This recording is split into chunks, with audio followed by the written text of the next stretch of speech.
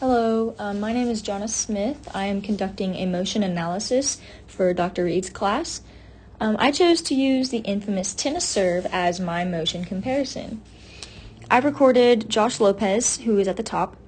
He is a current HSU tennis player, and I will be comparing him to the pro tennis player at the bottom. His name is John Isner, who also happens to have the fastest recorded serve in the world. Okay, so let's get started.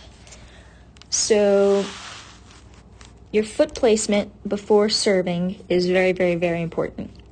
As you can see down here, John Isner's feet are parallel to the tennis court line, the baseline, like so. And that is a more advanced serve. So if Josh wanted to conduct a more advanced serve, he would need to turn his feet that way more and have his feet parallel to the baseline. Okay, moving on. The toss, very important. Right there. Okay. Right there.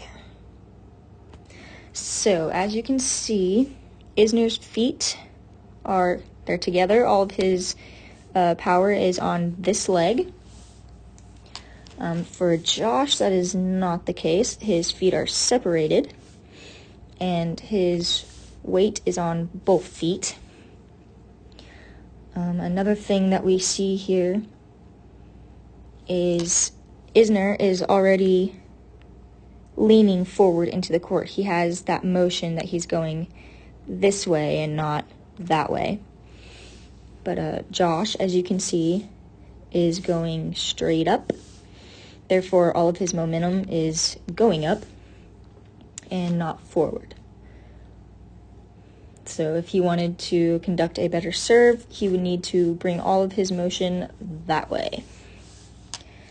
Just as John Isner, the infamous server, did down here. Okay, moving on again. The follow-through. Actually, let's stop right here. Okay, all right. So, like I said previously, all of John Isner's weight is going into the court. Although it's more of an upward in, Josh's is not going in. In fact, it's going straight up all the way. The good thing about Josh's form, though, is his elbow. That is great. Great. His elbow is straight up, just like John Isner's. That's going to allow him to reach at the top of his reach and get on top of the ball to make it go down instead of hitting the back fence. That would be awesome. Okay, moving on. Let's see, right there. Right there. Okay, this all looks pretty good, except once again, Isner is literally inside the court. Josh is still outside the baseline. But his follow-through looks good. His hand is where it should be. And he's also up off the ground, which is where you want it to be.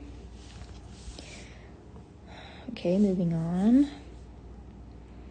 The follow-through is also very important.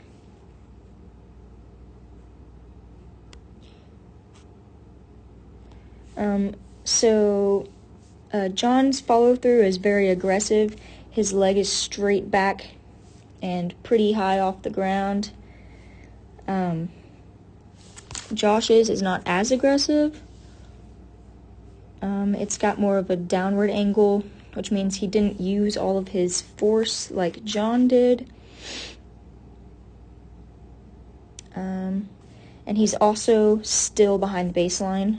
Isner is now a very long way into the court. He's still behind it. So he needs to have his momentum going forward still, as John Isner is. Okay. And finally, you see here that Josh does get inside the court eventually, which is good. I believe Isner goes to the net. He serves and volleys, but Josh stays right here, which is also not a bad thing, just different techniques.